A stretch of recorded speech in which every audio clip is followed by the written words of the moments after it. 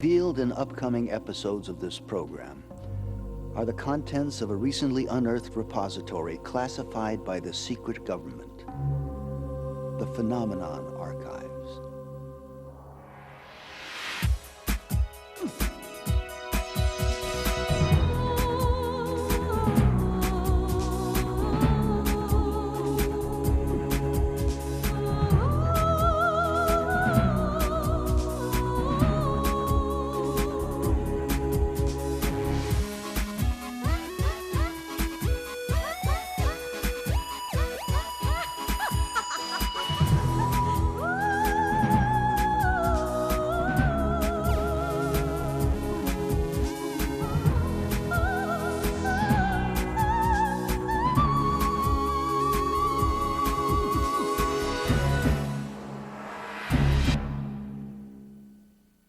Many of us would like to believe that the achievement of greatness is rewarded, if not monetarily, then certainly through the even eyes of history.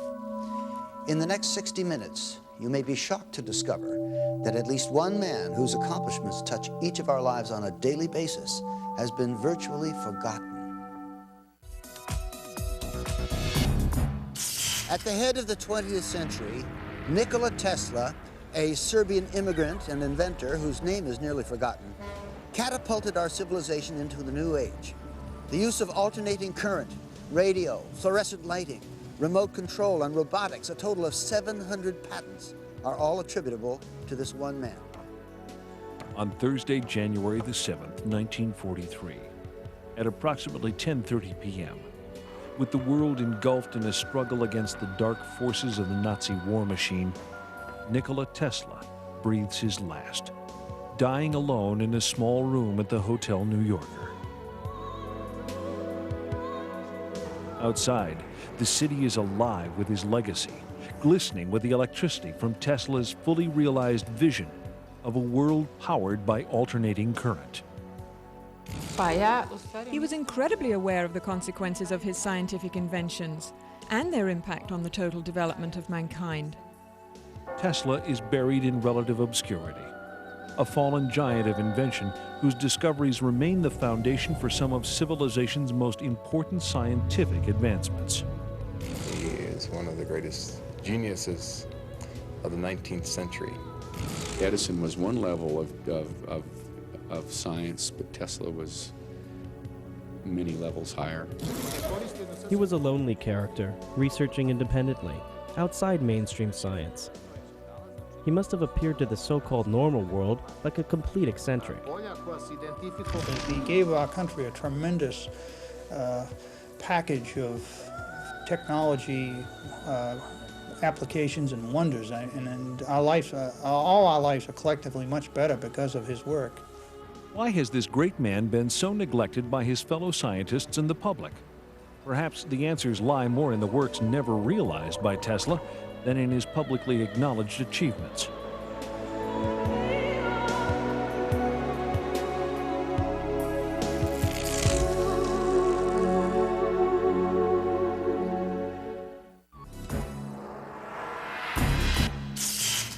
Legend has it that Nikola Tesla was born at the stroke of midnight in 1856 in the midst of a dazzling electrical storm. As a young man, his greatest aspiration was to harness the power of Niagara Falls. He achieved that dream, and in so doing, popularized alternating current. Now, already a half-century after his death, a mystery surrounds Tesla. His contributions, which were great and many, have descended into obscurity. Why? Nikola Tesla was a humanitarian, a U.S. patriot, and yes, an unbridled genius. Though he has most often been personified as the quintessential mad scientist, perhaps his only real misdeed was being born ahead of his time. Tesla, a Serb, grew up in a small village in Croatia, the son of a strict clergyman and a brilliant, inventive mother. With a photographic memory and the ability to learn 6 languages by the age of 18, Tesla soon assumes his path in life as a gifted inventor. He has an uncanny ability to visualize his inventions, to assemble, test, and disassemble them to exacting dimensions, all in his mind, either while awake or in his dreams. From the time he was an early child, Tesla had the capability to visualize something so intensely and so vividly that he simply couldn't tell the difference between that and a real object. In 1884, Nikola Tesla emigrates to the United States. Virtually penniless, he presents himself to Thomas Edison and is hired immediately. Okay, Tesla, consider yourself introduced. But when Tesla describes to Edison his intricate plans for alternating current and a polyphase motor system far more efficient than Edison's direct current system, Edison recognizes Tesla as a potentially dangerous competitor. You know, Edison just didn't want anybody to get ahead of him, even if he had a better system. And this is the way it is when you get aggressive people working. They will destroy each other. A prize is offered to anyone who can harness and transmit energy from Niagara Falls to Buffalo, New York. Edison does everything in his power to discredit alternating current and Tesla. Alternating current is a danger to human life. Start the generator.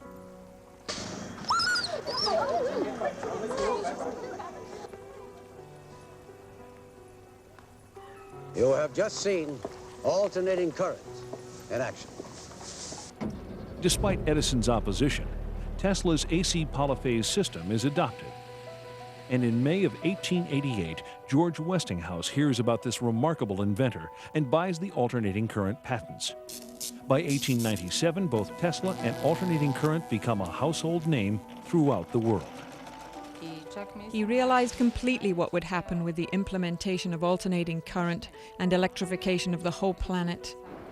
That it would bring tremendous change in human life, in information in general, even in the mental state of human beings.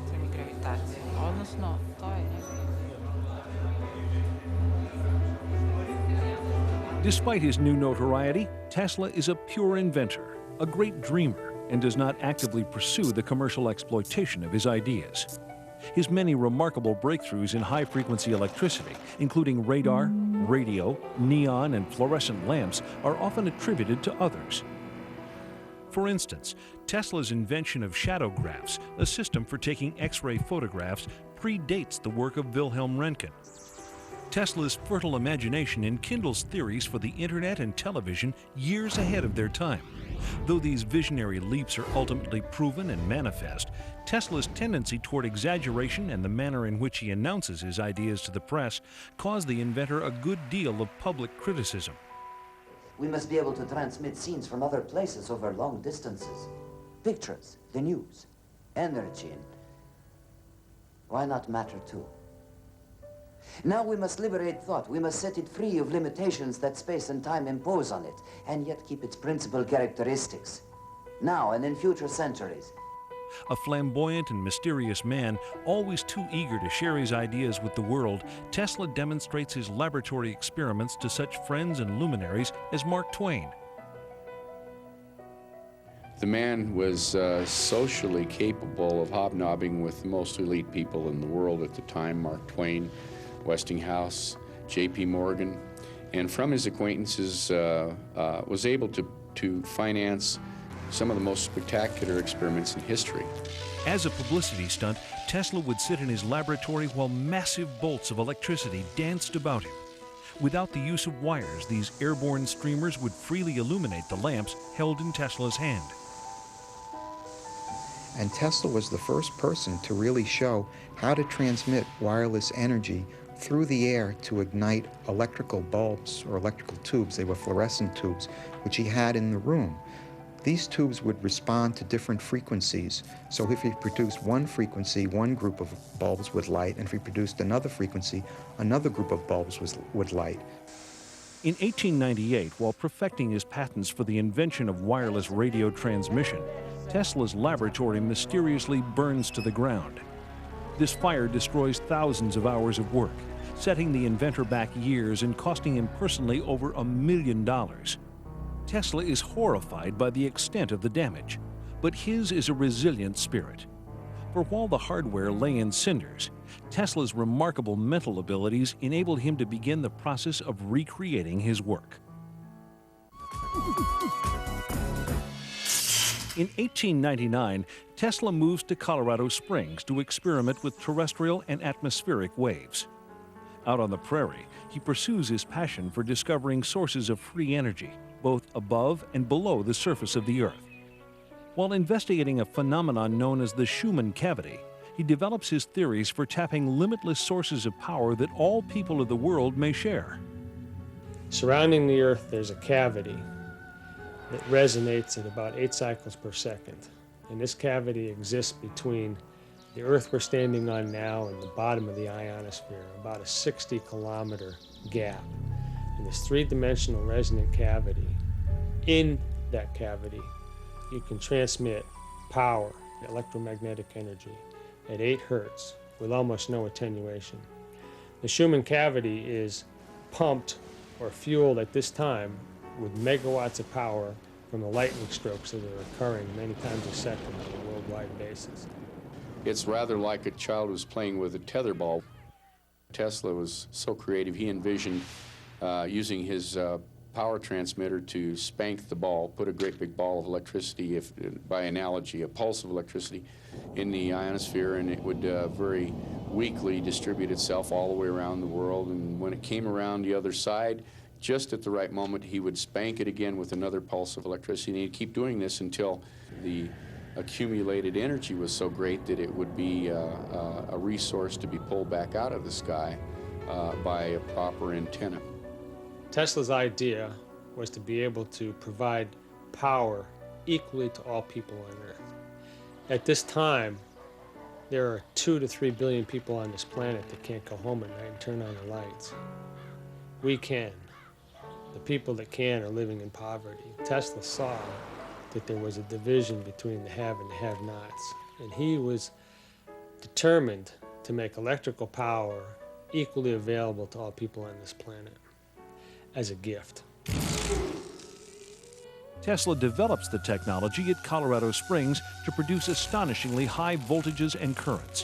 When the switch is thrown, ghostly sparks dance inside the lab, while on the copper ball atop the antenna, thick blue lightning crackles upward over 100 feet into the sky. Thunderclaps are heard over 15 miles away. It is one of the great inventor's crowning achievements, man-made lightning. At Colorado Springs, he had a 56 kilovolt ampere Westinghouse transformer that George Westinghouse gave to him, and it had various taps on it up to 55,000 volts. And through the amplification of this transformer into his magnifying transmitter, he's able to actually blowing up the Colorado Springs, some of the generators in the power at Colorado Springs plant at a distance of about 25 miles away. Originally, it was thought that he generated or used so much power from the utility company that it burned out a couple of their generators. Since then, there's been some conjecture that actually he was picking up more energy from the surrounding air at that high altitude, and it was feeding back into the generator, and you cannot feed electrical energy back into a generator, and that's what blew him out. And they wouldn't sell him any more power until he and his assistant went down and repaired the generators. Tesla determines that waves of energy in the Earth can be used to transmit power to any point on the globe. In laboratory tests, he successfully demonstrates the illumination of wireless lamps many miles from the laboratory. But his experiments also produce more ominous possibilities. Alpha waves in the human brain are between 6 and 8 hertz. The wave frequency of the Schumann cavity resonates between 6 and 8 hertz. All biological systems operate in the same frequency range. The human brain's alpha waves function in this range, and the electrical resonance of the Earth is between 6 and 8 hertz. Thus, our entire biological system, the brain and the Earth itself, work on the same frequencies. If we can control that resonant system electronically, we could directly control the entire mental system of humankind. Tesla, aware of the awesome power this aspect of his discovery might unleash, decides to keep it under wraps. With the success of the Colorado experiments, Tesla moves back to New York City. After courting several financial backers, he is introduced to J.P. Morgan, the infamous banker and international financier. Morgan is convinced by Tesla's promise that he can, quote, build a world broadcasting system that will earn millions. Inspired by the earlier works of genius attributed to Tesla, the business-savvy Morgan invests $150,000. Though he must concede 51% ownership in his radio patents to the fabulously wealthy industrialist, Tesla nevertheless proceeds with his construction of the legendary Wardenclyffe Tower in 1900. Wardenclyffe Laboratories were built by Tesla to try to prove his dream, his radio transmission of power. First it started off, he told his backers it would be just voice communication, but his real dream was power. Soon thereafter, with Wardenclyffe in the midst of construction, Tesla receives a report that Guglielmo Marconi has successfully completed a trans-ocean radio transmission. Morgan threatens to pull out. Rather than admit defeat, Tesla expands on his original idea for Wardenclyffe, transforming it into the pilot project for his long-envisioned global power and communications system. Tesla promises Morgan that he can erect a system of towers that will pull down energy from the ionosphere, making it possible to transmit electricity throughout the world without wires. In short, free energy for everyone. Tesla was called a nut because Tesla also said that he could generate without any fuel, without any solar energy, without any wind power, he could generate electrical power, and he did do that. And that was something that the fuel companies didn't want to have happen. He was also able to broadcast electrical power through the air without any wires. And that project was stopped by J.P. Morgan when the commercial consequences became obvious. Seeing no way to make a profit from Tesla's free energy device and convinced Marconi would monopolize radio, Morgan backs off. Ironically, over 40 years later, the Supreme Court of the United States determines that Marconi copied his radio technology from patents already held by Tesla, and that it was Tesla who actually discovered wireless transmission. Some believe that the Wardenclyffe fiasco was about more than just money. They say Tesla himself scuttled the plant out of fear that in the wrong hands, the potential power generated by Wardenclyffe could bring lasting harm to the people and the planet. Although Morgan didn't finance the Wardenclyffe Tower at the end, it seems to me the project was not stopped because of money. Tesla stopped it when he realized his ideas might be co-opted and implemented solely for military purposes. That's probably the wisest decision a scientist can make. And Tesla reveals for the first time in an article published in the New York Times that Wardenclyffe could also be used as a weapon to take down airplanes. He managed to stop the catastrophe that would be attributed to him, because being able to free and target down 2 billion volts from the ionosphere is sufficient to burn any city on the planet. The effect is stronger than the atomic bomb. Did Tesla discover the ultimate means of destruction? The answer is still unresolved. By 1915, it is rumored that Tesla and Thomas Edison are each to receive the Nobel Prize, but these reports prove false. 2 years later, Tesla is awarded the Edison Medal by the American Institute of Electrical Engineers. But any credibility this might afford him is undone by Tesla's extravagant boasts that Wardenclyffe can be used to modify the weather. They tore the tower down during the war because the military thought that was there for spy purposes. It took at least 3 or 4 charges of dynamite. It was so well built, they almost couldn't demolish it. But before it was completely dismembered, it was experimented with by someone who wanted to project scalar waves. All the birds, seagulls, and everything else left the area. There wasn't one within 20 miles. And the fishermen normally go out there and complain because there were no fish that they could catch within a radius of 10 or 15 miles while that station was operating. That's why you can get a manifestation of some animals acting strangely a day or hours before an earthquake. With his beloved tower in ruins, Tesla retreats into his laboratory and begins far more complex and dangerous experiments. On July 11, 1934, the New York Times reports that Nikola Tesla has developed a death ray, a particle beam weapon that can destroy 10,000 planes at a distance of 250 miles. Tesla claims that a plant for producing this device could be constructed in 3 months at a cost of $2 million. Aside from the devastating offensive capabilities, Tesla believes that if he can successfully build 12 of these towers, his is a weapon to end all wars. Tesla's famous death ray was a device which probably is very widely misunderstood and may have been one of the reasons why he didn't receive some of the respect by the scientific community that he may have well deserved. I think today a lot of people think of a death ray as a phaser or some esoteric type device you might see in a science fiction movie. It's a plane! It's Superman!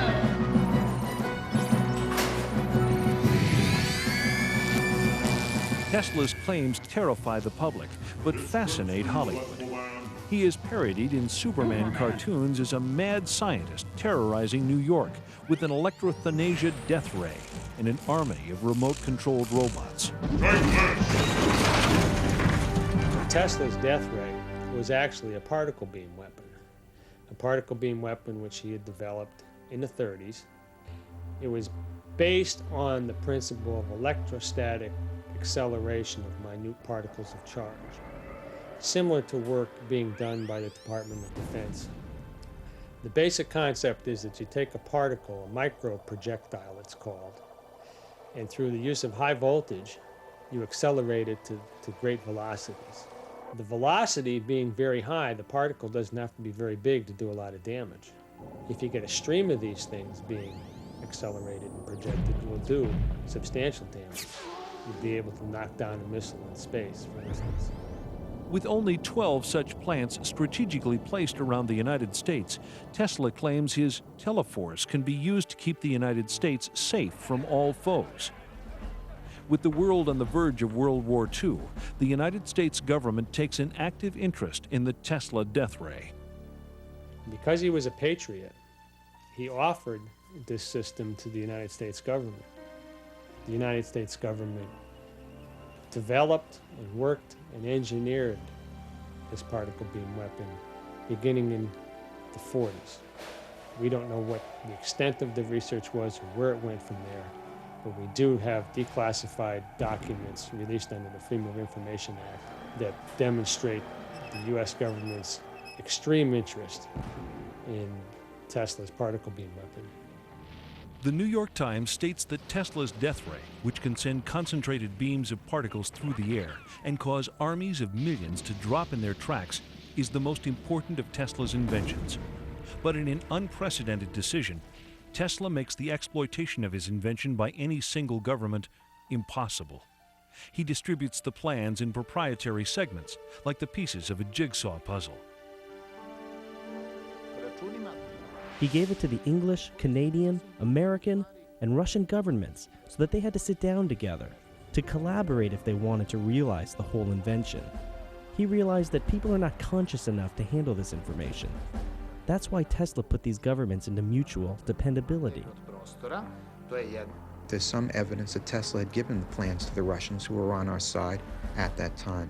In the 1970s, Aviation Week showed an article on the Russian particle beam weapon, and Tesla's particle beam weapon didn't surface until about 10 years later when Andrei Puharich brought it out, and the schematics exactly matched the Russian particle beam weapon.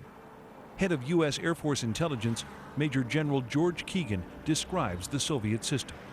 And what comes out of the end of this little magnetic tube are pulsed proton beams, 100 billion electron volts, each at energy levels at 10 to the 10 joules. That's just simply more energy than any man has ever conceived of in the United States. And then you have to bend that beam, and you have to burn it through the atmosphere, and you have to find an object to aim it at.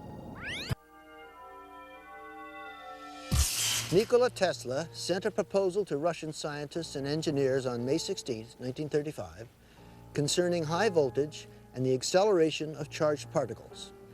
He received a list of follow-up questions from them in November of that year.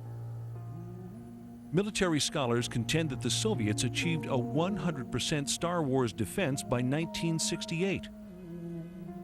We had learned through very sensitive sources that the Soviets in 1977 would test in space the most powerful laser in history, 10 times more powerful than any laser we have under development in the U.S. Finally, when I became Chief of Air Force Intelligence, my first act of office was to put out an order stating that this device and this development would be the #1 priority in Air Force Intelligence. So we set up a meeting with 40 or 50 of the top nuclear scientists in the free world, from Edward Teller on down. And these scientists, for 6 years, under a $60 million secret project called Project Seesaw, had been trying to develop an electron beam to shoot down ICBMs, and they'd failed. And now, both in the White House and in the Department of Defense, there is an embarrassed silence as the technicians and scientists on both staffs, now having examined the massive body of research we did in the Air Force, suddenly realize that they may have misinformed the American public.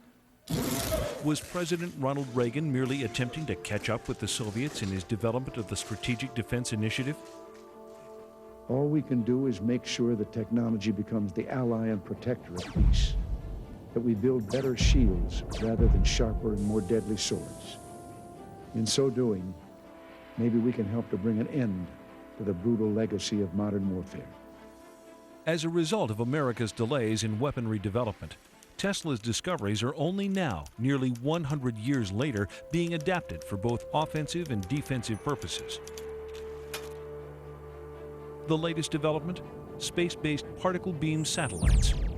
The paper which showed the technology to make the anti-war machine was eventually published in the proceedings of the International Tesla Society. So it's in the public domain now, how to do it. And what is uncanny is that when one knows today's Star Wars program and the beam weaponry that has been selected, it is almost identical to what was proposed by Tesla. At the time that I came across the documents, I took it to experts in the aerospace field and asked them to look at his technique for generating high voltages. At the time, the aerospace firm I was working with was working on particle beam technology, and they had a study group that was working on proposals to give to the government on directed energy weapons. I gave that proposal to the Advanced Projects Research Team and asked them to consider it. The only word that I ever got back from them was that they said it was interesting, and they would say no more. Tesla certainly spoke of a very large series of very powerful weapons. I think that's a reasonable thing, and let's approach it this way. Certainly I'm on record as saying the weapons exist and that several nations have weaponized them. We know that the Russians very early on were interested in things like free energy right out of the vacuum, and they were interested in weapons. What became of Tesla's weapon? It's never been heard from since. It may be something that's in a closet somewhere. It may be something that's used. It may be in orbit. We don't know. There is no question today that the Soviet Union has these weapons. And if what I put together is correct, and I'm absolutely convinced it is, 3 other nations of the world also developed those weapons and resoundingly checked the Soviet Union. The other 3 are friendly to the United States, not hostile. And I think that played one great part in the fall of the Soviet Empire. 3 other nations today are indeed working on what I call the Tesla weapons, or really scalar electromagnetic weapons. And these nations are not really friendly to the U.S. at all. So it's a much more dangerous world that has emerged. In an article published November 3rd, 1998, Bill Gertz of the Washington Times writes, "The Chinese Army is building laser weapons and already possesses particle beam weapons capable of damaging sensors on space-based reconnaissance and intelligence systems." If the People's Liberation Army has beam weapons, what about the U.S. military? Under promise of anonymity, this Navy SEAL spoke about current capabilities. We do have particle beam weapons. I've used them. We did underwater tests off the coast of California. The capabilities are awesome. You can knock down a satellite, a ship, a plane, anything. In the global race for new technology, it appears that Tesla's death beam is not the only secret invention that supposedly disappears when he dies. On July 4th, 1976, the celebration of America's bicentennial, a strange new signal is monitored on ham radio frequencies. This high-pitched chattering is dubbed the woodpecker signal by the Central Intelligence Agency. They have no idea what it is, but they are able to triangulate its source to a Soviet transmitter in Latvia.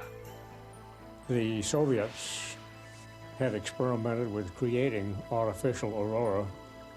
Not sure what their objective was, but I think it was probably designed to prove that you could project very low frequency energy over the horizon, over great distances, and cause certain effects. You can induce virtually any effect that a chemical can cause in a living system with an external, primarily extremely low frequency magnetic field. My personal feeling is that primarily I think it was designed to communicate with their submarines. On July 13, 1977, at 9:19 p.m., the woodpecker signal abruptly stops. A strange corona forms around Edison Electric power generators servicing New York City, and the entire city is suddenly plunged into darkness, creating chaos and confusion. The blackout is similar in its effects to Tesla's Colorado Springs experiment that overloads and sets ablaze the local electrical power plant. Things start to brown out. We started seeing very strange things happen to New Yorkers who went berserk. It was literally absolutely dangerous to be there in New York City. And was a headache for police and who knows, all the security people around. Was it Tesla's secret that electricity could alter the mental state of human beings? If so, was that secret delivered into the wrong hands? And who is responsible for the Tesla-inspired program known as HARP, a government project some experts believe is the first stage of an entirely new phase in weapons technology? War or peace? Which does science serve best? Tesla described himself not as an inventor, but as a discoverer. But with discovery comes responsibility. Tesla knew this when he developed HARP technology, and many think that his fear of what might happen if HARP fell into the wrong hands motivated him to keep his discovery under wraps. HARP exists because Tesla theorized back in the 30s that he would be able to stimulate the magnetic field of the Earth in such a way that he would actually be able to create a shield around the city. HARP is basically a design experiment in terms of atmospheric physics where a large array of antennas, it's not just one antenna, it's a very large array, it covers several acres, are broadcasting into the ionosphere of the planet a very, very complex series of waveforms. And these waveforms are designed to specifically couple in with the ionosphere, which is a resonant cavity. This concept involves heating up the ionosphere in a manner similar to a giant microwave oven. That a small input, like a pulse of a certain number of watts in, can create a large output, because whether accidentally or intentionally, it's possible to tap into this sea of energy around us. It surrounds us and goes through our bodies and is everywhere throughout space. HARP's original designer conceives it as a shield for missile defense that can fry the circuitry of incoming bombs. HARP was designed for a number of applications. It really was not set up as a weapon. If you read the patents, I was thinking of ways to use it defensively. He also claims that by superheating portions of the upper atmosphere, HAARP can affect global weather patterns, a concept Tesla was ridiculed for nearly a century earlier. One of the real dangers of HAARP is that we concentrate with HAARP in one very small area of the ionosphere. We create a lightning rod effect. We create a lightning rod that can distort the magnetosphere of the planet, which is the magnetic shield of the planet. Not only are you sending energy into the ionosphere, but you're providing a path for energy to come back down out of the ionosphere. The electrons and energy will come from all over the ionosphere to that one point, and it will strike the ground in a bolt that is 100 times greater than any lightning bolt imaginable.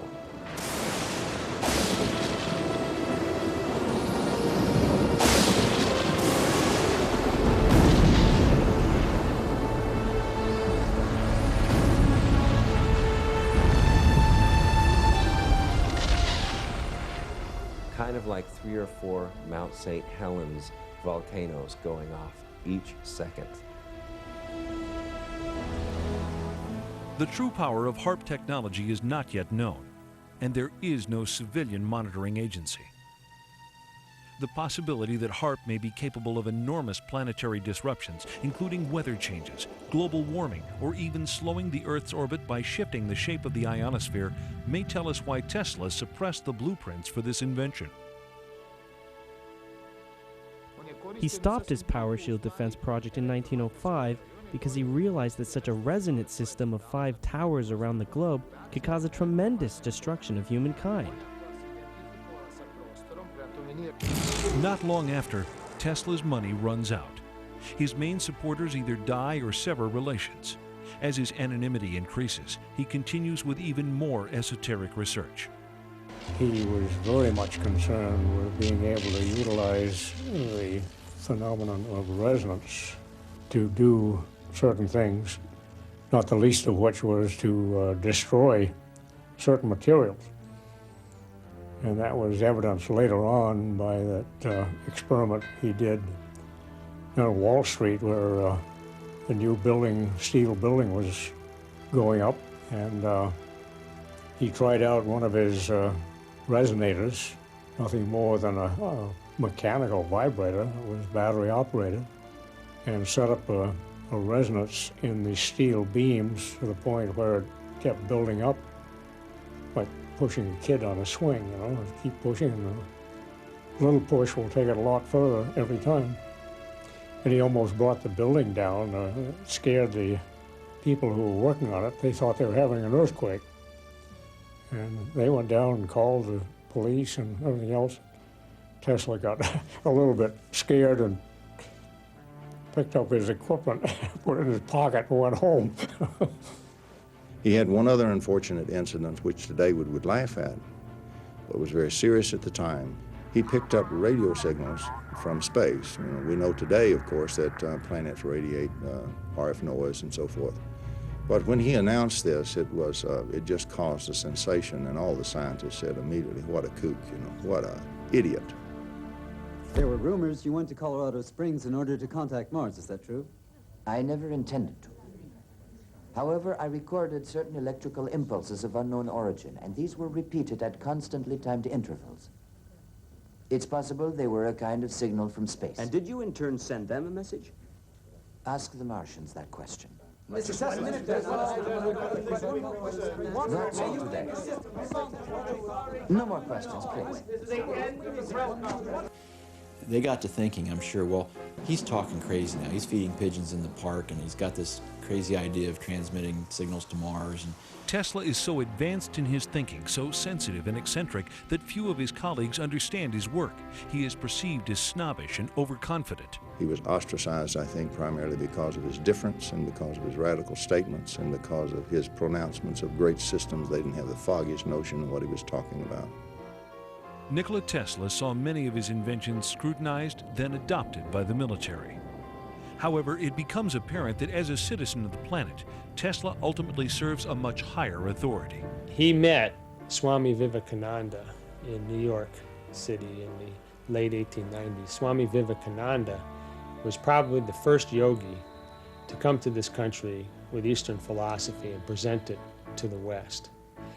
It was at Swami Vivekananda's lectures that Tesla picked up the Sanskrit terminology, prana, akasha, and the concepts of the ether that led him to determine, or actually led him to a point where he could describe succinctly the physics of the universe, the physics of matter creation in this dimension.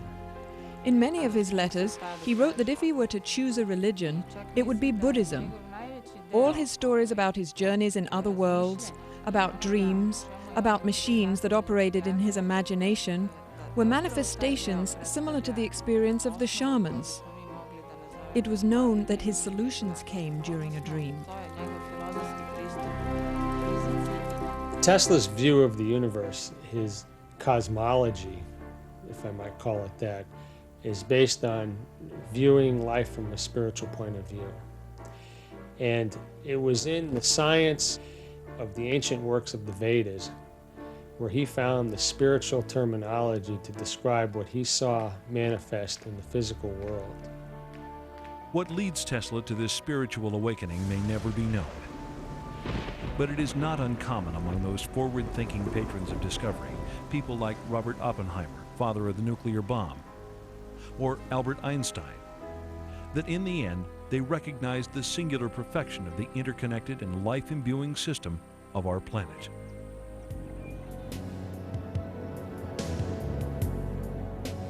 He was trying to understand what the basics of energy and resonance were. What is the nature of the energy that's in the cosmos? What's the basic essence of the energies that come through nothingness to give us something? I think those were the questions that Tesla was intrigued with. When Tesla dies at the age of 87, his legacy of over 700 important patents slip into obscurity, forgotten by nearly everyone except the U.S. government. Tesla's possessions are sequestered in a government warehouse for 10 years following his death. Official reports confirm that the collection was microfilmed during this period. When contacted, however, no government agency revealed any information regarding these microfilms. After a decade, the government officially denies the existence of any secret weapons technologies included among the Tesla papers. Rumors nevertheless persist to this day. Whatever may have befallen Tesla's undeveloped discoveries, the inventions that remain contribute daily to our science, our medicine, and our environment. Perhaps this is what Tesla ultimately envisioned. Perhaps the missing secrets of Nikola Tesla are right where they belong.